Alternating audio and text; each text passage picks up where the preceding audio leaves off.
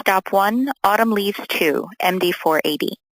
When Mark Davis and I recently sat down to dinner at a local diner, he said with a rare solemnity that he is trying to achieve visual poetry. It is only now that, as an artist working at his craft on the professional level for nearly 2 decades, he can naturally and genuinely trust his instincts and let his intuition do the work for him. The piece Autumn Leaves 2 is an example of this. Mark is inspired by the modern masters and looked to Henri Matisse for his autumn leaves. The nature of Mark's materials are inherently flat and orderly, sheets of metal, coils of wire. But it is in forming the pieces of hand-cut metal with the organic curvature that Mark so loves that the movement and energy then fill in and around it. The leaves come off the wall turning this way and that, and would simply fly away were it not for the curved black beam that acts as both a mechanism for grounding and for mounting. Mark always juxtaposes mass within each piece. A more prominent example can be found in Mark's newest creation entitled Intersection, which hangs on the 5th floor of the gallery.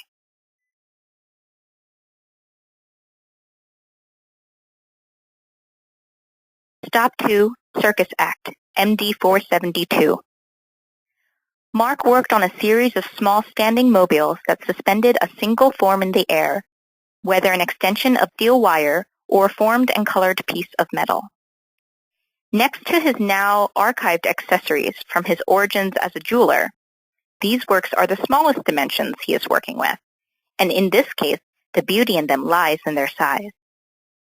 The base of Circus Act, 2 fused curved pieces, are painted blue, and the pennant flying high above it lends itself to the title of this piece, and is painted a signature red oft used in Allie's circus-themed cloth paintings.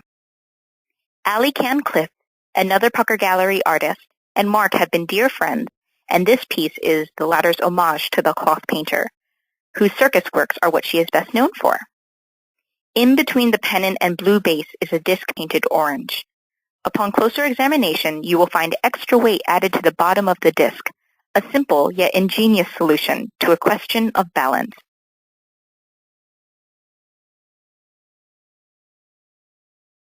Stop 3, In the Clouds, MD 471. Mark's goal for these smaller works was to incorporate the space above the sculpture, and the wire connecting both spaces, top and bottom, becomes just as much a solo act as it is accompaniment. In pieces like In the Clouds, Little Idea, MD 467, Great Trick, MD 470, and Uncomplicated, MD 466, the wire is extended and sculpted to be the tool in incorporating the space above. Contrasting some weightier wall-mounted works, these pieces are about line and not mass. The only coloration comes in the form of the disc, technically a part of the moving upper piece, but as in most of Mark's standing works, this form becomes part of the base. Mark likes strong colors as much as he does earth tones, and the gradient effect applied to each colored piece creates an added depth. Stop 4, Intersection, MD 488. Mark's newest creation is a low-hanging piece, rife with golden discs suspended in the air on graduated wires as well as larger masses of painted black brass that sit atop the discs. Here we have an epitomic depiction of massive weight versus weightlessness. The gold leaf bold discs, brushed with hints of gradated orange on the concave side, were the first part of the concept. Mark has said it is not as if he has a vision and does that vision, but the work is always a changing journey. The discs came first, and then the thought occurred to him that, in true Mark Davis fashion, the light needs to be balanced with the heavy. And thus we get heavy storm clouds, showering the viewer with light as air drops of gold.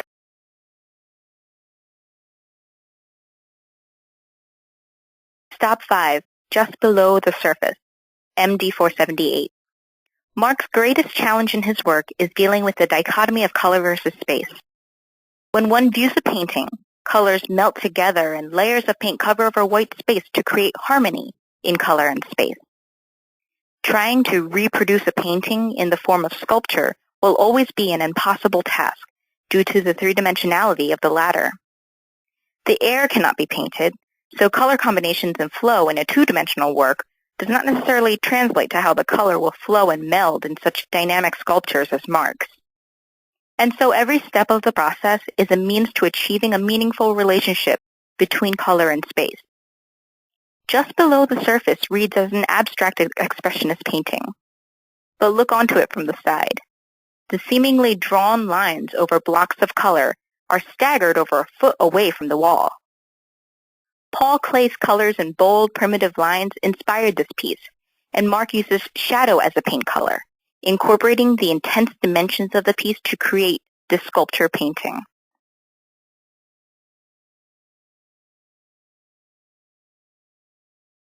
Stop 6. Rapture. MD485. Precious metals like gold plating and sterling silver are used in a few of Mark's standing pieces. These are rarely mixed with colors other than black, and its use harkens back to Mark's 15 years as a jewelry designer, where the seeds of his knowledge of joint details and polishing of metal were planted. In these pieces, the emphasis is on form, design, and structure, as opposed to the playfulness of color, which would be more of a distraction than a help if used in conjunction with the precious metal. Rapture's dramatic lines and tones depict a sense of freedom, of flight, of rapture. Perhaps these golden rays, delicate but strong, are an allusion to Bernini's The Ecstasy of St. Teresa in the Santa Maria della Vittoria in Rome. The vertical orientation of these flashes of gold enhances the effect of ecstasy in both the Baroque masterpiece as well as this contemporary sculpture. Mark's own knowledge of art history began as a child, with a scholar for a father and a concert musician for a mother. It wasn't until he was 14 when he discovered 20th century art and modern music. And even though his main influences are 20th century artists, the impact of the classical masters cannot be suppressed nor ignored.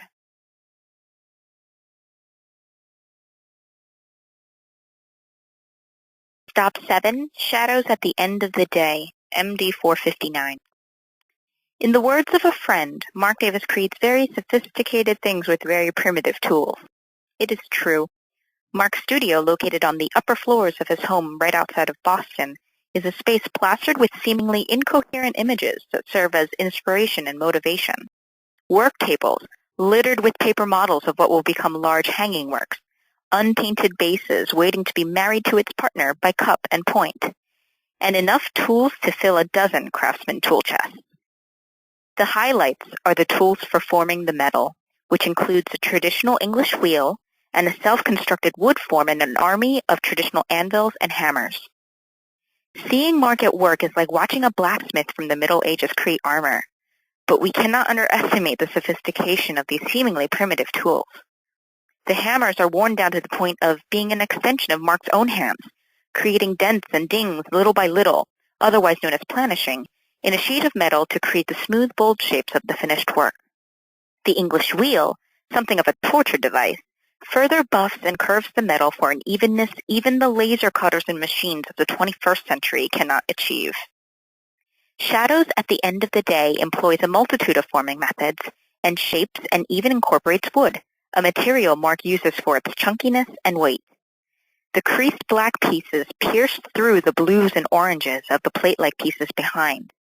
Nuggets of wood, also painted black, hang asymmetrically on both sides of the work, achieving a weight and shape that metal could not, but in a more supporting actor's role. In procession, MD487, the wood comes in larger than nugget size and creates a foundation for the multicolored metal pieces and wire shapes to move, to dance, and to entertain. The content for this audio tour is selected from a 2009 essay titled Still Life is Autobiography, The Magical World of Roger Bowman, written by Gail M. Seymour. Ms. Seymour is Professor of Art History and Associate Dean of the College of Fine Arts and Communication at the University of Central Arkansas in Conway. In the world of Arkansas artist Roger Bowman, cherries float, bluebirds bloom from plant stalks, and eyes stare out from crowded containers. These whimsical inventions have the power to astonish us and draw us in for a closer look at the work of this remarkable artist. Bowman's world is largely composed of still life pictures. Each recognizable object is painted with a jewel-like palette and rendered in exacting detail. The result is a body of work that perhaps can best be called imagined realism. Bowman seems to have three goals in mind. First, to present viewers with an artfully designed arrangement of form and color. Second, to evoke through the juxtaposition of significant objects out of context memories of his boyhood in northeastern Arkansas. And third, to meditate on the relentlessness of time and the mystery of life. Bowman's work demonstrates how, in the hands of a sensitive and skillful artist, still life might function as a kind of autobiography.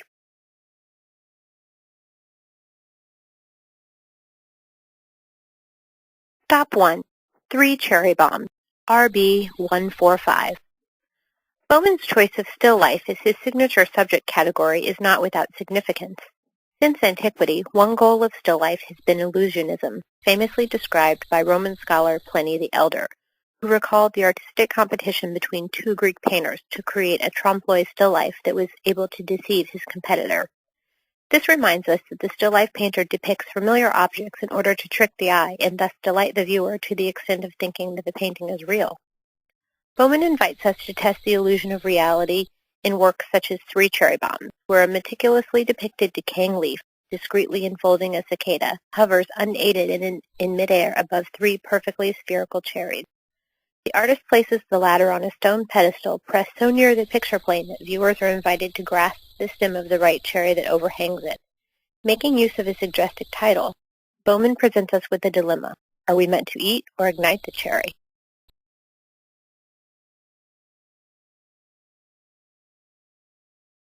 Stop 2. 5 Eyes on Bayou, RB 111.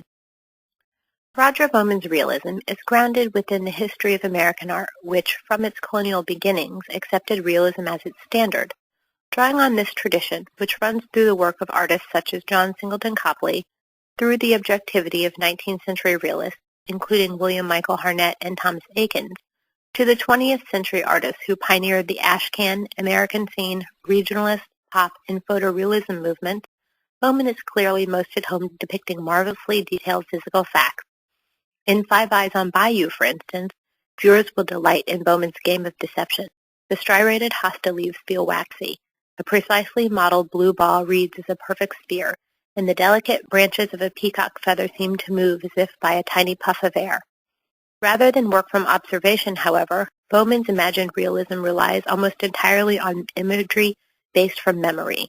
Bowman's unexpected juxtaposition of mostly quotidian objects, which often seem to hint at something hidden in a hyper-real dream space, place him as a 21st century descendant of the magical realist. However, he rarely includes social commentary that aim at disrupting the status quo, as we see in the work of George Tucker or Philip Evergood.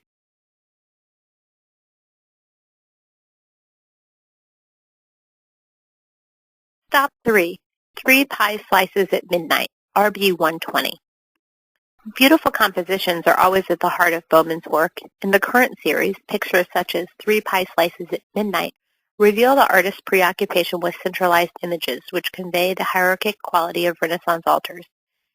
In this painting, Bowman employs a stone ledge as the base for his unlikely still life, inspired by the artist's favorite old master painting by Carlo Crivelli titled Virgin and Child from 1480 in the collection of the Victoria and Albert Museum in London. On the altar, he places pie wedges, seen from oblique angles, aligned along a very similar central vertical axis. A series of design elements, a moon, a match, a single cherry, and a flower bed, define the axis and lock the visually shifting diagonals of the pie slices into a state of equilibrium. It is notable that Bowman's fixation on cherries, and olives, as seen in other works in this exhibition, is less of a pop art interest in fast food items found at diners, and more of a fascination with the formal qualities of the objects themselves.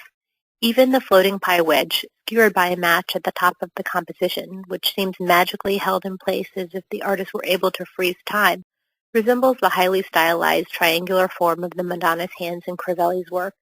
Bowman's pie still life thus achieves, through its perfection of design inspired by the art of the past, an ironically sacerdotal quality.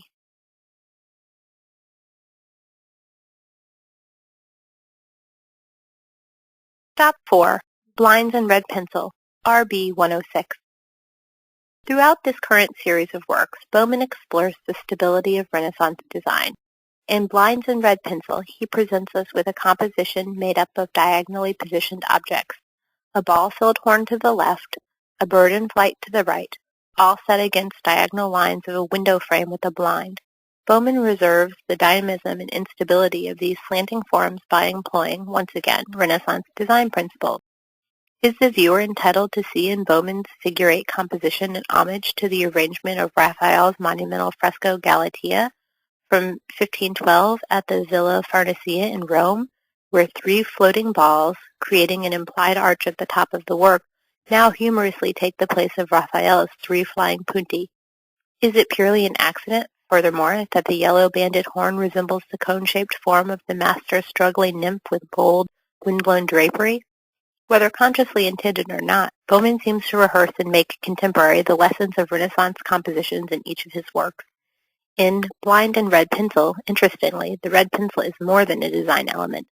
Located in the lower foreground, a position artists often reserve for their own signature, the red pencil situates the artist in his own work. Much like the open box of crayons in Henri Matisse's Red Studio from 1911 at the New York Museum of Modern Art, this is a reminder of the artist's hand in the act of creation.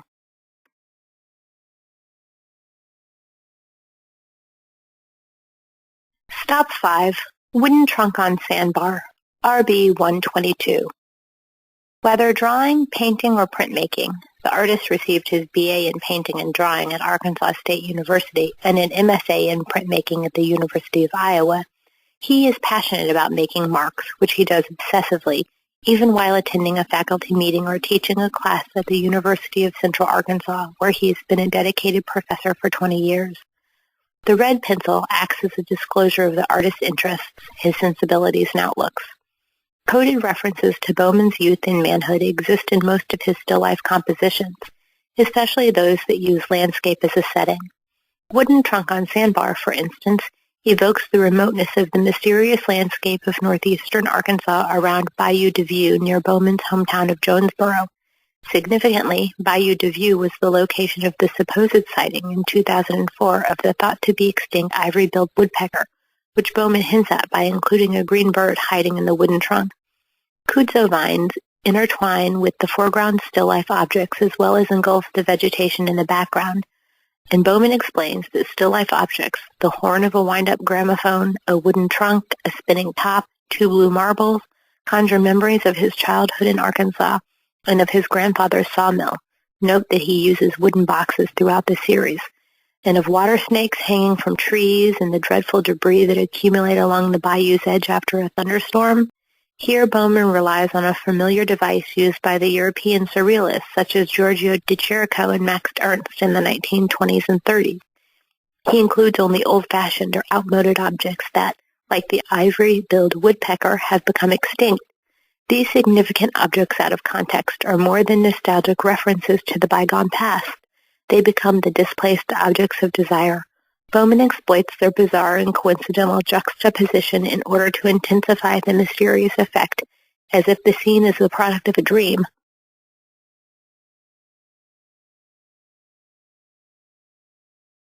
Stop 6. Early Moon Italian Village, RB 110.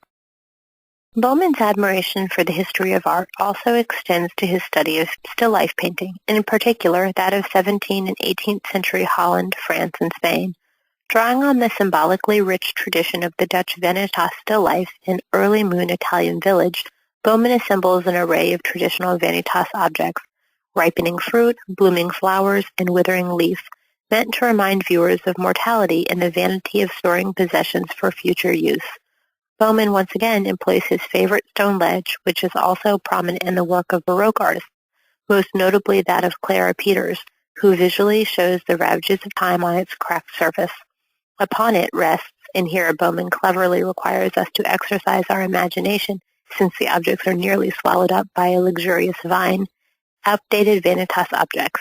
The artist's signature gramophone, its striped sound horn and winding key being the only visual elements, croquet mallets, and unlit safety matches. If we consider that these objects are used for on-demand home entertainment, music, games, even smoking, then it is possible to tease out Bowman's message. Pleasure is transitory.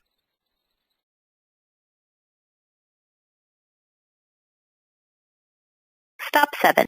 Hiding 2, RB 127. In works such as Hiding 2, Bowman extends his still life iconography beyond a traditional vanitas reading, a meditation on the constant flux of the natural world. In Hiding 2, the artist presents us with a close-up view of his characteristic crowded container still life floating in front of an Arkansas landscape. Within a corrugated cardboard box, Bowman places a head, its lowered lids and unseen mouth, the latter cropped by the upper edge of the box, suggests the figure's primal state. The head supports an oval wooden disc reminiscent of an artist's palette, which functions as a kind of lid for the box. Bowman places a floating piece of architectural salvage at the right in such a way that the assemblage resembles an old-fashioned jack-in-the-box or a 19th century novelty cast iron mechanical bank where pressing a side lever causes the head to rise up and down in the box. The incubating head awakens from an unconscious state, seeming to suggest the Jungian concept of the unrepressed self emerging to a state of consciousness. The artist further develops the theme of awakening leading to revelation by depicting 3 cicadas, which march up the side of the box in a leaf placed to the left. Unlike other insects, such as the praying mantis, a stock theme in the surrealist vocabulary used to evoke man's predatory instinctual behavior, the cicada is harmless. The genus Magica cicada, moreover, is truly a miracle of nature. After spending a decade or more growing underground, they mass emerge for a short adult life of only a few weeks.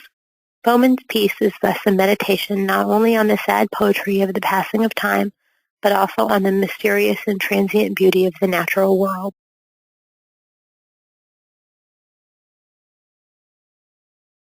Stop 8. Crivelli Dream, RB 109.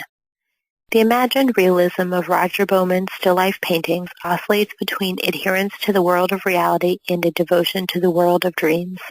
In the mundane object, a cherry, a cicada, a leaf, Bowman exposes the physical beauty of the world around him, as well as reveals the metaphysical dimension of nature. In the fantasy object, Crivelli's Madonna in Crivelli Dream, an old gramophone, a red pencil, Bowman dislocates elements from their normal context to function as private objects of desire. Bowman's still-life paintings also exist to tell us something of the artist himself, his love for making art, his quest for perfection of design inherited from the artists of previous centuries, the depth of his roots in the Arkansas soil. Together, the body of work forms a coded summary, an autobiography of this gifted artist.